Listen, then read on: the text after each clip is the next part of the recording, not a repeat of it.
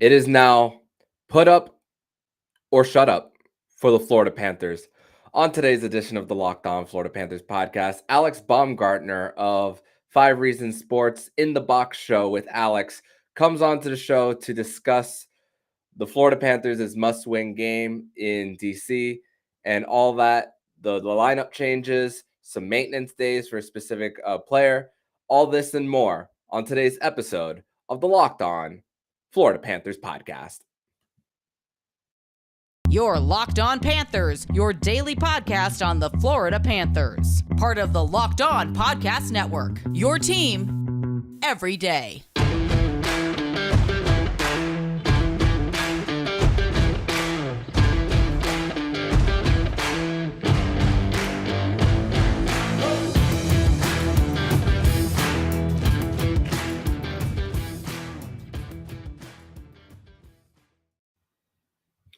And welcome to this Monday, May 9th edition of the Locked On Florida Panthers podcast, part of the Locked On Podcast Network.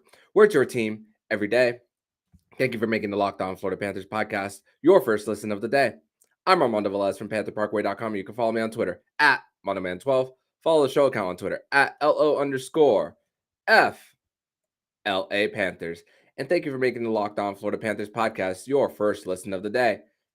Don't forget to also subscribe to Locked On NHL and the Crosscheck NHL show with Andrew Berkshire and Mary Clark, who will be covering all the regular season activities around the National Hockey League. And today's episode is brought to you by BetOnline. BetOnline has you covered this season with more props, odds, and lines than ever before. BetOnline, where the game starts. So, Cats fans, like I said at the top, put up or shut up.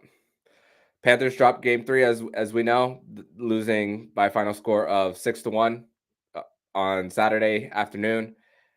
And the Panthers were back at practice. They were practice at Capital One Arena at 12:30. There's a few line shakeups for the Florida Panthers. The lines more, the lack thereof line shakeups, that despite the Florida Panthers coming out flat in game 3, some of the lines stayed a little bit of the same from going back to game 2, going into game 3.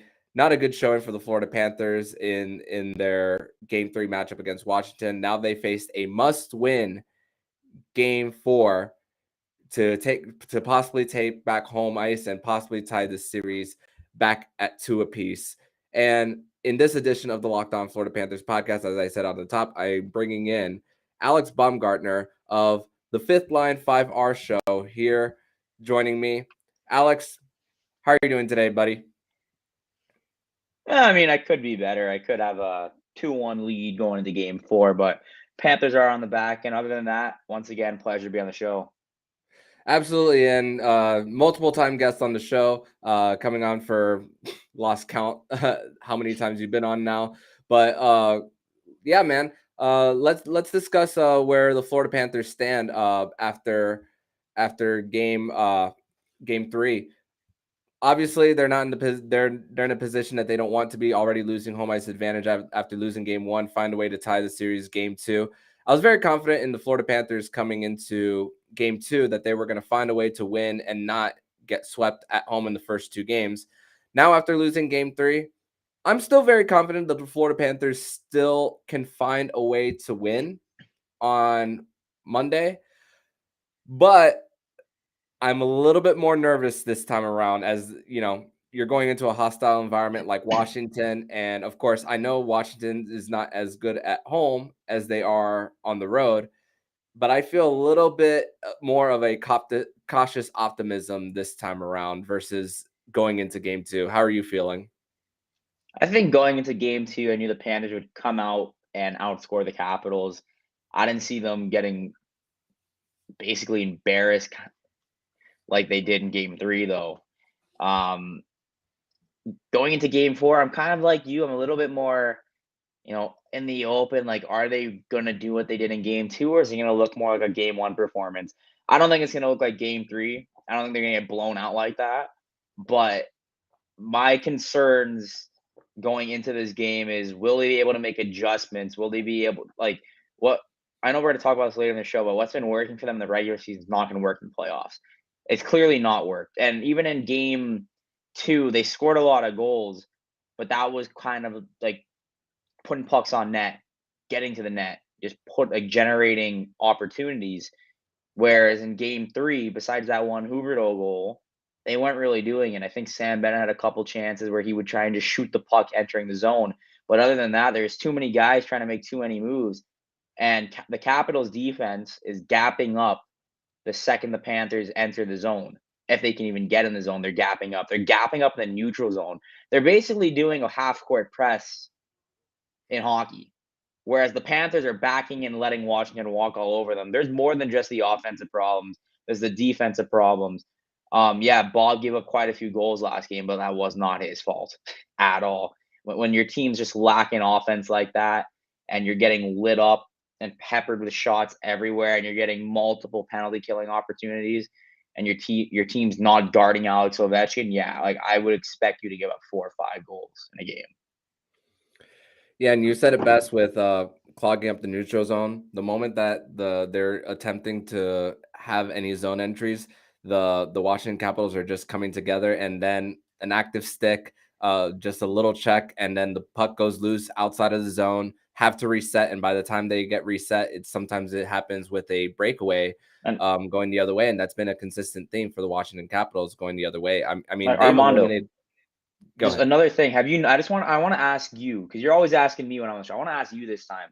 Have you noticed when Washington turns in transition, there's always an odd man rush. There's no back checkers coming. But when Florida turned in transition, I've seen 2-on-3s. I've seen them have the center back the second they turn in transition. It's almost like they were playing a center D formation where they had 3 guys skating backwards. I was shocked seeing that in game 3. Yeah, and it's funny because the Washington Capitals are having, on paper they don't look like the fastest team, but they are sneaky fast going the other way. And I mean, Alex Ovechkin, he's big, and Tom Wilson is, even though he hasn't played much in this series, he's a big dude, but they have long strides going the other way. So those guys of the Washington Capitals are sneaky fast when it comes to getting back and getting and eliminating some of those rush chances for the Panthers. So that's kind of how I see it as far as like long strides as well, because that can sometimes create some sneaky speed going the other way.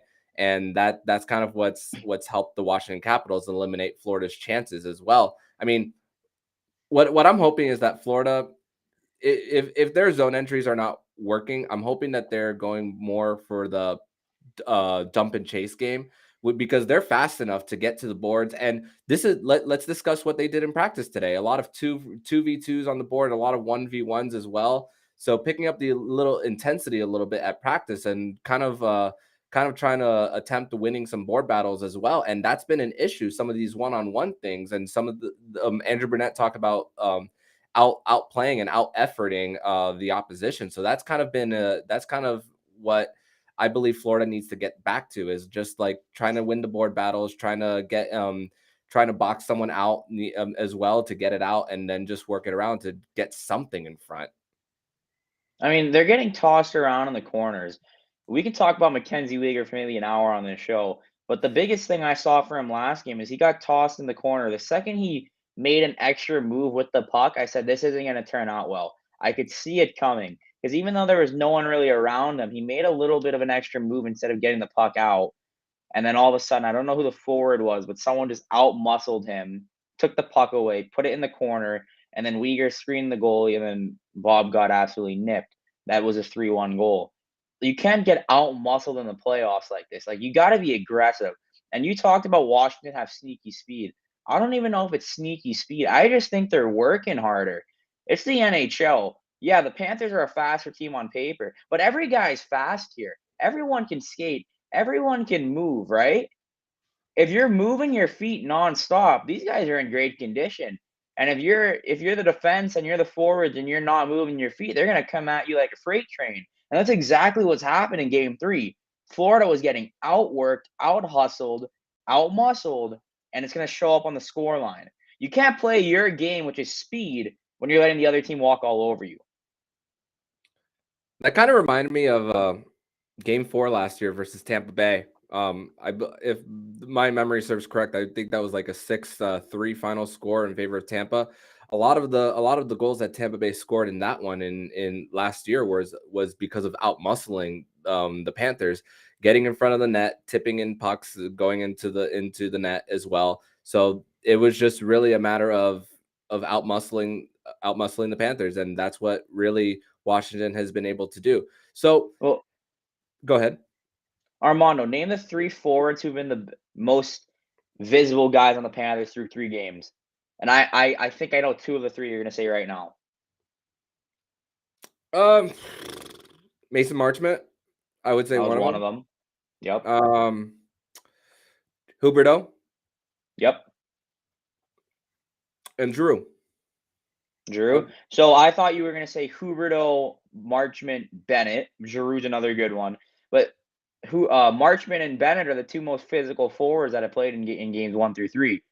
That's why they're visible. But there's a name that we didn't mention who's pretty big and pretty good at hockey, right? And the same thing happened. Does his name rhyme with Alexander Arkov? Well, it's possible. And the same thing I said last series. You gotta play tougher because you're the best player on the team. Mm-hmm. Yeah, and that's of course Barkov did score in game 2, but it's just been when you're the captain of a team and you're trying to win a championship. Sometimes I know Barkov is a quiet leader. We know that, but sometimes you just got to step in and just talk to the team in the locker room and say, "Hey, we're better than this. Follow my lead." And of course, Barkov has also got to take that lead as well and just take over the game, and just especially shooting on the power play as well, which right now this team is 0 for 9 right now. Well, And the thing that I've seen a lot is people are like, we're not in the locker room, right? Like, even as the media, we're not in the locker room. We don't know what's going on in the locker room. correct. So I'm not going to question someone's leadership skills. What I will question is when you have a superstar player that's not visible in playoff game in a playoff game or playoff series, it's going to beg the question, like, what's going on? Yeah, the Panthers got blown out last game, but Huberdeau's still been pretty visible the entire series, and he was very visible in the Tampa series as well. I need to see more from Barkov because when he's on his game, everything Washington's doing, they won't be able to run him off the puck. Whereas you see Alex Ovechkin's a very similar size player to Barkov. And when Ovechkin's high motor, he's hitting people. He's making moves. He's getting shots to the net. If Barkov can do something similar to that, it's going to change the game plan for the Panthers. So I need him to play like he can play in game 4. Yep, absolutely. And we'll definitely see what type of player that of course, we know what Alexander Barkov has done in the regular season. And of course, we're hoping to carry that into game 4. And hopefully the Florida Panthers are on their way to tying this series. But we're going to transition over to the next segment where we're going to talk about line pairings going into game 4. Do we agree with them or do we disagree with them? So we're going to discuss about all of that next. But first, we're going to tell you all about BetOnline. And BetOnline is your number one source for all your sports betting stats and sports info. Find all the latest sports developments, league reviews, and news, including this year's basketball playoffs, Major League Baseball, and this week's Run to the Roses as the Kentucky Derby is back. BetOnline is your continued source for all your sports wagering information, from live betting to playoffs, esports, and more. Head to the website today or use your mobile device to learn more about the trends in action. BetOnline, where the game starts. Second segment here on this live edition of the Locked On Florida Panthers podcast. I'm Armando Velez. I got Alex Baumgartner of the Fifth Line 5R show here joining me on this live show. So, Alex, the Florida Panthers, they returned to practice on Sunday, 12:30 p.m. Practice at Capital One Arena. Sergei Bobrovsky did have a maintenance day today. And rightfully deserved after how the Panthers have held him out to dry throughout the first 3 games, with the exception of game 2. And some of the lines from the Panthers that they put out, Barkov and Huberdeau are still together on that top line along with Duclair. Claude Giroux still on that third line with Lundell and Marchment.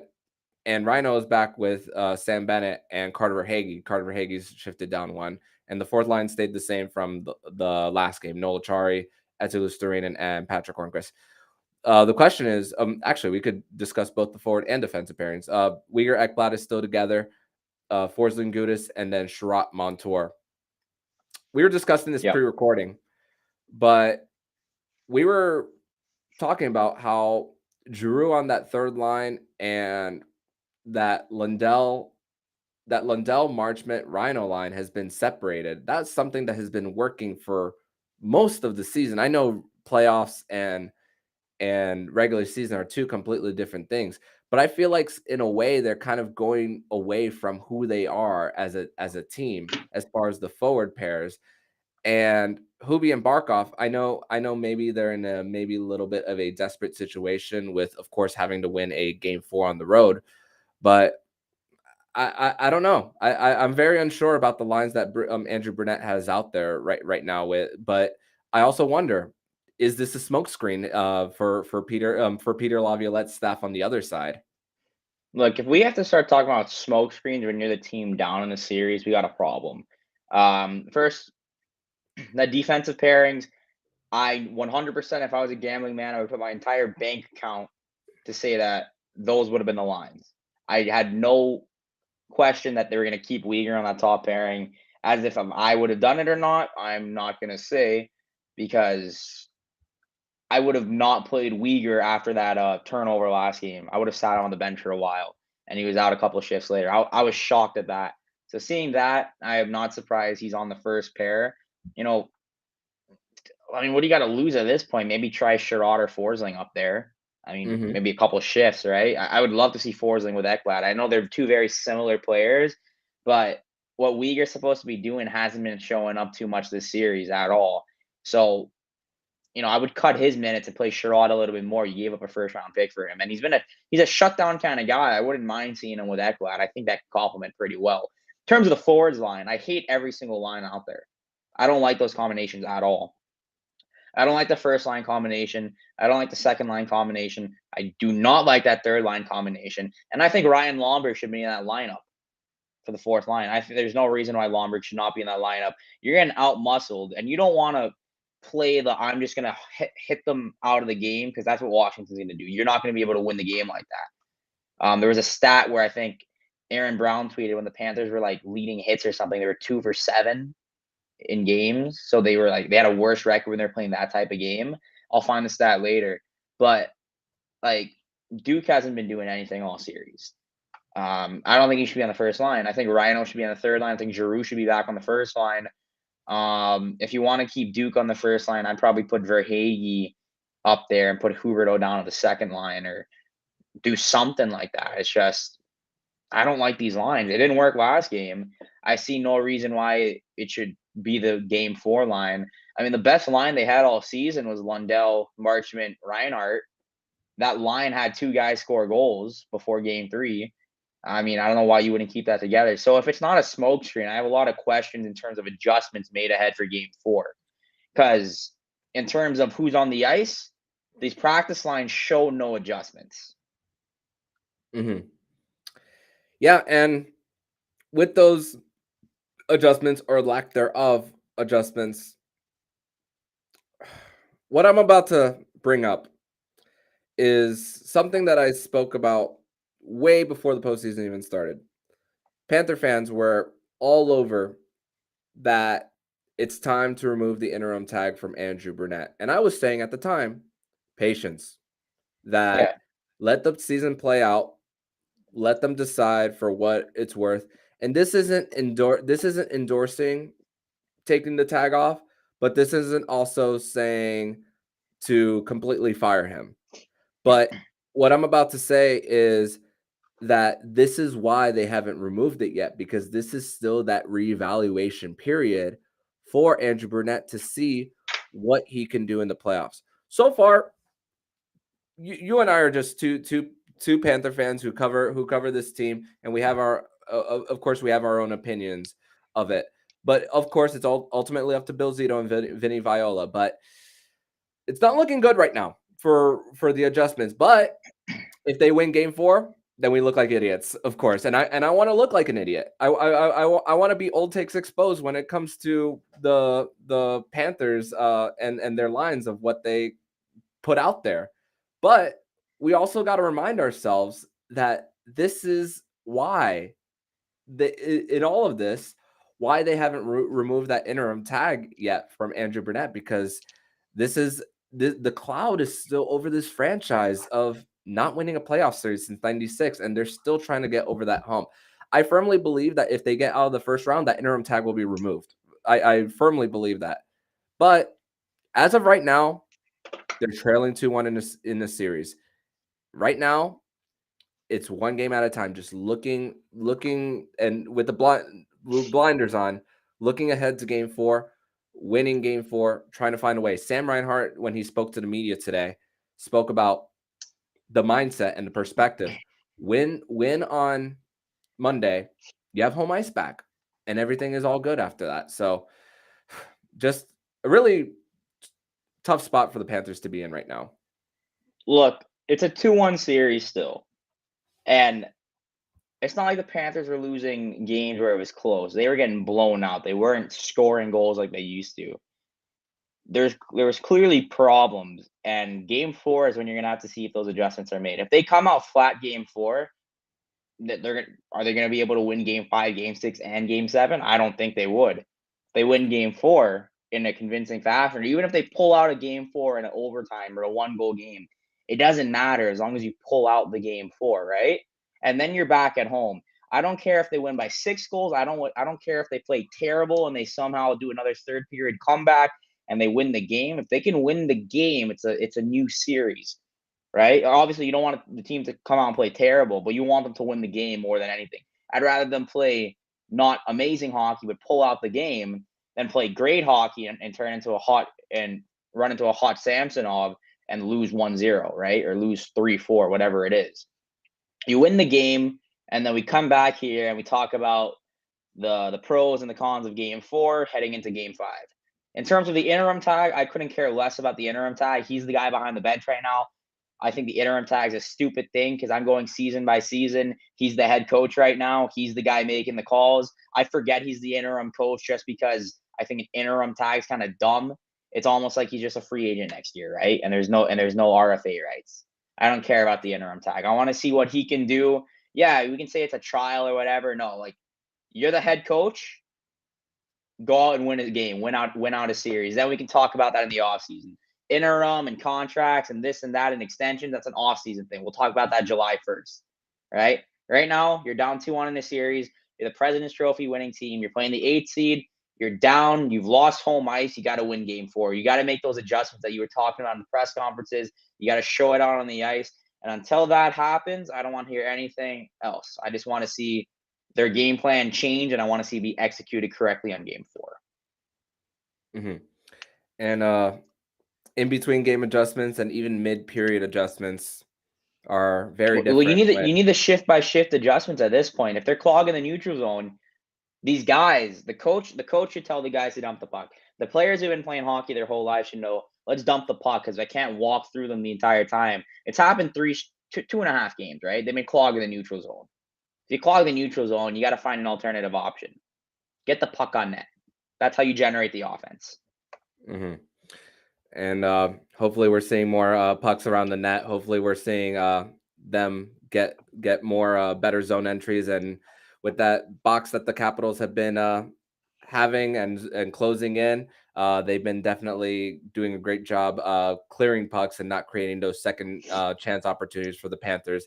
But we're going to talk more about the power play. We're going to talk more about discipline for the Washington Capitals heading into game 4 and an injury status for Washington on the other side. But first, we're going to tell you all about Built Bar. And summer's coming, and with summer, you're going to need some food on the go. Built Bars are the perfect snack to take with you on family vacations. Throw them in your bags, in your kids' backpacks. Make sure that everyone has a bar so that you're fueled for your summer adventures. The best part about Built Bars, they're healthy and delicious. No more sacrificing delicious foods for health. With Built Bar, you can have both.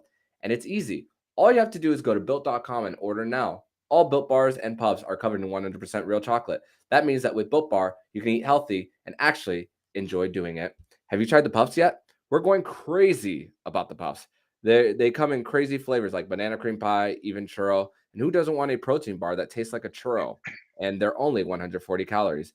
And if that's not enough flavor for you, then you might want to try a mix box. A mix box comes with 12 flavors of bars and puffs.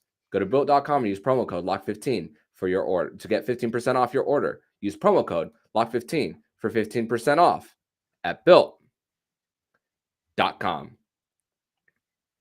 Third and final segment of this live edition of the Locked On Florida Panthers podcast on this Sunday night / if you're listening on the audio, this will be the Monday episode of the Locked On Florida Panthers podcast previewing Game 4 for the Florida Panthers versus the Washington Capitals. So a few news and notes for the Washington Capitals is Evgeny Kuznetsov has been fined the maximum allowable amount of money for high-sticking Noel Acciari in Game 3.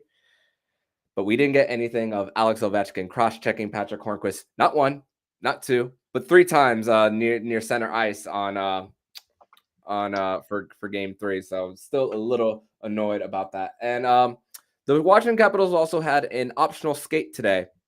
No sign of Tom Wilson for the Washington Capitals. So we still don't know whether he's going to play or not. But day to day, the status is day to day. They have a few full days of practice. It's a primetime game, so they're not trying to squeeze in that matinee like on Saturday. So it was always doubtful that Wilson was going to play on Saturday. But now the Florida Panthers, of course, I wouldn't be surprised if Tom Wilson suits up on Monday night against the Florida Panthers. But let's talk about the power play, Alex. They went back to that 5 forward unit on Saturday, and well, there's an adjustment. There's one. Hey, let's see if there's more of it. Mackenzie Weegar was taken off that second unit. Ekblad was shifted down of 1. But I was talking about this on yesterday's show with Francisco Porta of Litterbox Cats / Florida Panthers Florida Panthers historian. How my concern is that possibly an odd man rush going the other way or a turnover going the other way. But Ekblad, he played 24 minutes yesterday. So we were talking about yesterday whether is game speed the issue for Aaron Ekblad after not playing 6 weeks, or if it's part of an injury that's still he looked lingering fine. for Aaron Ekblad. Go ahead. The only reason why I see them taking Ekblad off that power play is you're 0 for 9 in this series. You're 0 for 8 at that point, whatever it was. You need a scapegoat. I'm not calling Ekblad the scapegoat. You need to switch something up, right? All right, well, let's take him off. Let's go back to the 5 forwards. I thought putting Duclair back is a good way to not only get him going. When the Panthers had that 5-game streak where they scored, was it 1 or 2 power play goals in a game for 5 straight games, whatever it was, Duclair was scoring a lot of them.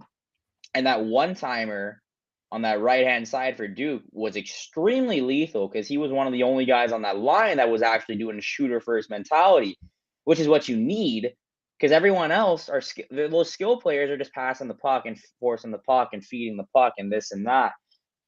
Yeah, I like putting Duke there, but I still would have kept Ekblad back on the point.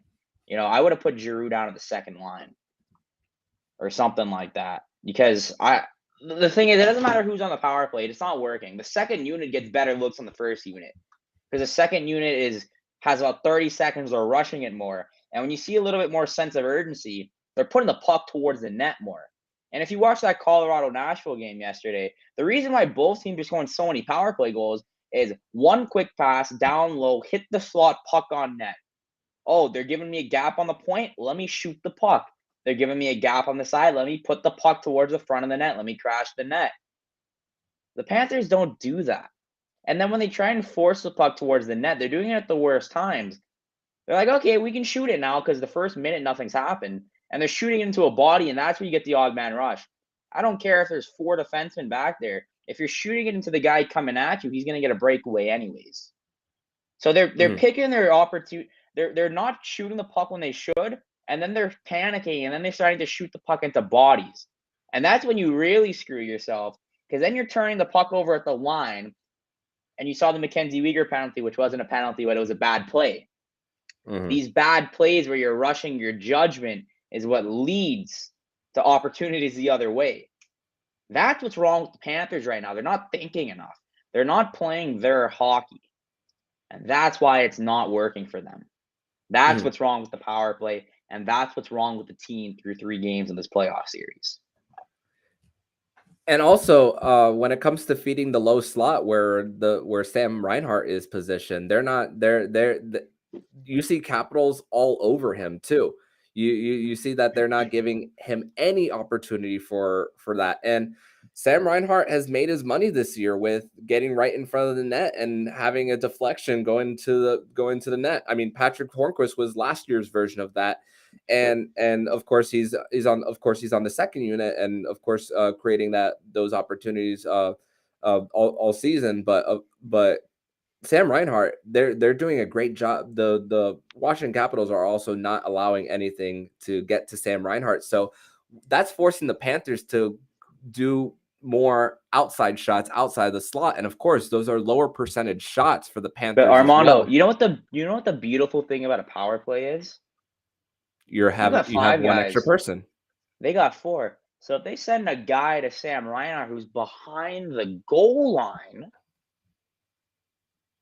it's a 4-on-3 now. There's more ice.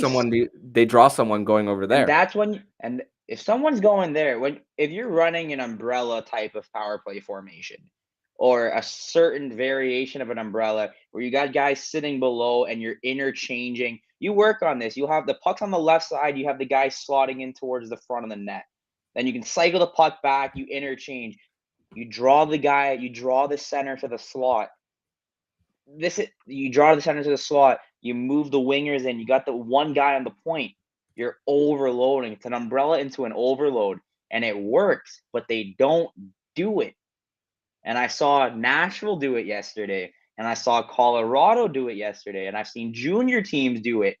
The overload works because the Tampa Bay Lightning made their bread and butter against the Panthers last season, sliding Braden Point in there and hiding Kucherov on the right-hand side. And that's how you get pucks to the net, because you can't guard every single area on the ice when you're on the penalty kill. Let me be the power play coach. Honestly. Mm-hmm. Because that's all you need to do. Mm-hmm. Andrew Brunette was the person running the power play before he got the interim tag, before he was promoted to head coach for the Panthers. And of course, I believe he's wearing multiple hats at the moment. But still, when someone is behind the net and moving a little bit to either side, the defenses, coaches talk about this all the time in basketball. They talk about this in lacrosse. They even talk about this in hockey as well. They talk about this term called head on a swivel.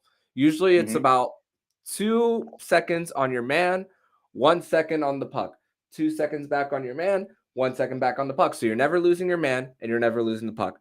However, if someone is behind the net going in a certain direction, there's a possibility that, especially with being down a man for Washington, you can force them to draw a certain way, and then play can drive going the other way, and you have an open net, something right on the doorstep. So But you know why Colorado's so good on their power play? It's because they have guys like the Panthers do in a Cale Makar, like a Nathan McKinnon. They got skill, they got speed, and their head's on a swivel, and they're looking for those open gaps, and they're finding the man. When you're the puck carrier, you should be looking everywhere. You should know where your guys are. If there's 3 guys here, there's someone that's open.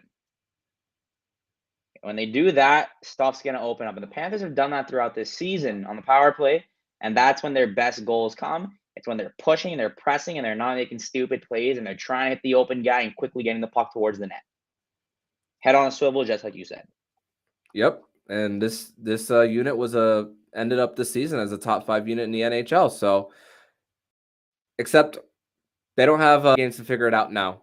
We are right here, game 4, and it's a must win for this team. There's no other way to put it. This is a must win.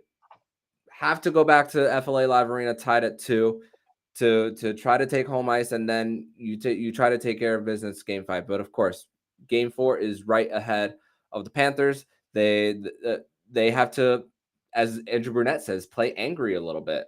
I don't know if that's necessarily the solution to playing angry, because then it could be maybe force some, like you talk about that hit stat, when they lead in hits, they're usually not winning. But I could maybe kind of see why they're not winning, because they're exerting more of their energy in that, and a lot of that energy is taken away.